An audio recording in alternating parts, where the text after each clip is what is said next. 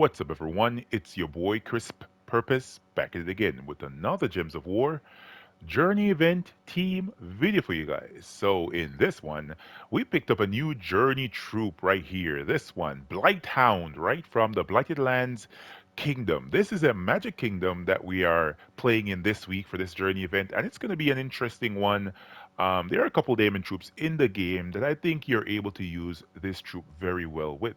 So let's take a look at the troop first off. So the Blighthound is of course from Blighted Lands. It's a Daemon beast with a 15 mana cost, but as you guys can see, mine is all the way down to about 14. It's going to be going down probably one more mana lower as I get it to shiny level 3, maybe in the distant future. Its spell is Flesh Hunt. It will deal magic plus 4 damage to an enemy, then create 2 red gems boosted by Daemon allies. I'm possibly going to get this up to 3 red gems boosted by Daemon allies when I get it to shiny level 2. Its traits, I should say, are accursed. All enemies will lose 2 random skill points. It has thick hide, so it has a skull damage reduction of 20%, very low, you should say. I think this is the lowest level of skull damage reduction a troop can have, and it's our Pathfinder for this event. I want to make note of the fact that I have some potions here as well. I have the potion of enchantment, potion of explosion, and the potion of rejuvenation. I didn't really buy up heavily into this event because I'm not going to be playing as much for this journey event, but yet still, I want to make sure I purchase up somewhat to do my share for the guild. Now, what is the team? Let's take a look at it. Up front on the team, we're going to be having Merat. Merat is one of my favorite generator troops in the game. As you guys know, I like all those troops that destroy a huge amount of random gems and then they have some other effect to their spell. And Merilith is one of those, right? She is a Daemon Naga, Mist of Scales, a very well-known troop, 12 mana cost. Hopefully in the future, this troop gets to shiny levels, gets shinied as well, I should say. 12 mana cost is very low, especially when you look at the fact that it has a Fire Link, right, into itself. Red bonus red mana when matching red gems is pretty cool and a decent setup for its traits as well, and it deals a small amount of true damage. And as you're going to notice in this team, this is all about true damage. So Merilith deals some true damage, followed up by the Scourge of Honor. This troop as well is one of the best true damaging troops in the game. This is a mythic troop from Cinemirage, a Daemon Wild Folk, and he uses, you notice, very similar colors to Merilith, right? Except he has one additional because it's a mythic troop. 22 mana cost of green, red, and brown. Spell is Vermin Plague. It's going to deal true damage to all enemies, and it's going to gain 2 mana back for each cursed and diseased enemy. That's a very good way of gaining mana back to itself. It also has that Rat Swarm for the final trait. It's going to curse and disease a random enemy when matching 4 or more gems. The Omen of Nature is a very powerful second trait as well. It's going to be exploding a green gem at the start of battle, and it's immune to lycanthropy. That's the most that's notable for the Scourge of Honor. I have the Ruby Macaque on this team as a follow-up option after casting my Scourge of Honor.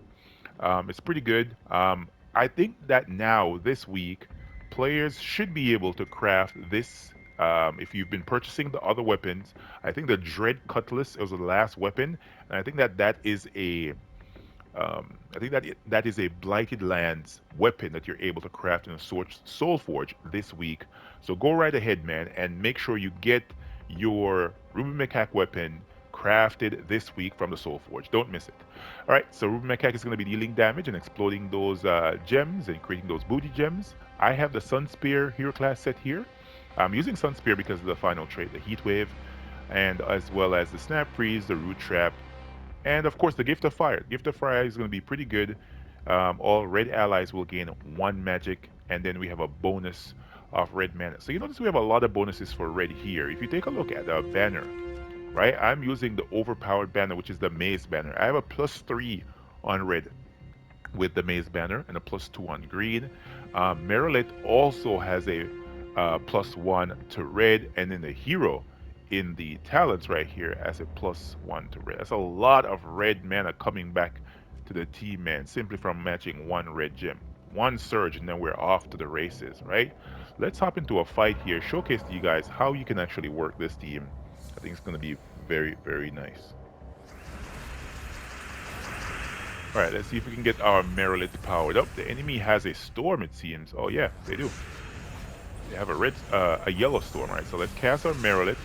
follow up with the Scourge, then the Ruben Macaque. There we go.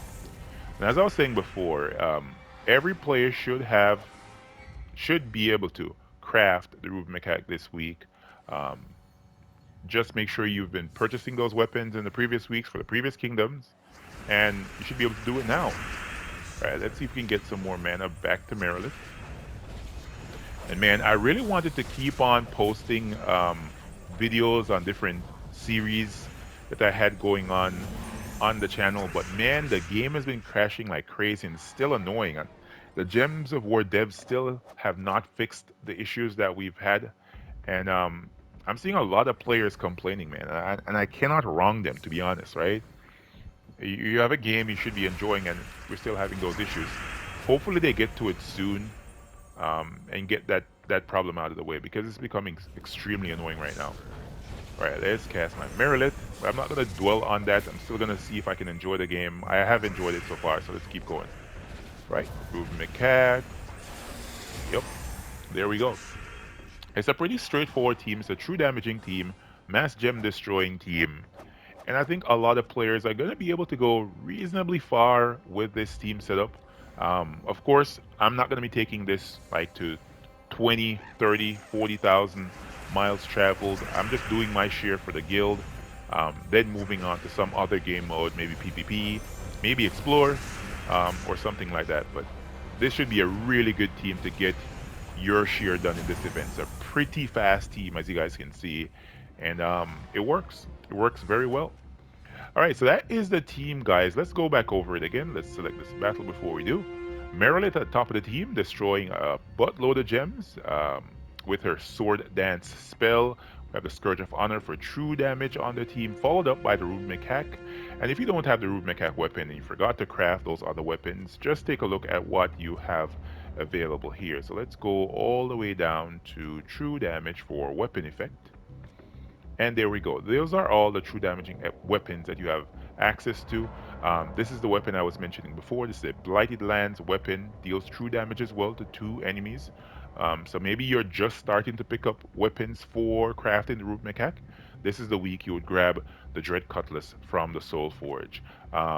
Tide's Lash is a great weapon if you don't have the Ruben Macaque and you can't craft the Dread Cutlass, even though I don't think anyone shouldn't be able to craft it. You know what I mean? If you're a decent level in the game, you should be able to procure enough diamonds so as to craft this weapon right here. But yeah, you can also use Tide's Lash as an option. This deals true damage, true scatter damage, and you know it works. It works very, very well.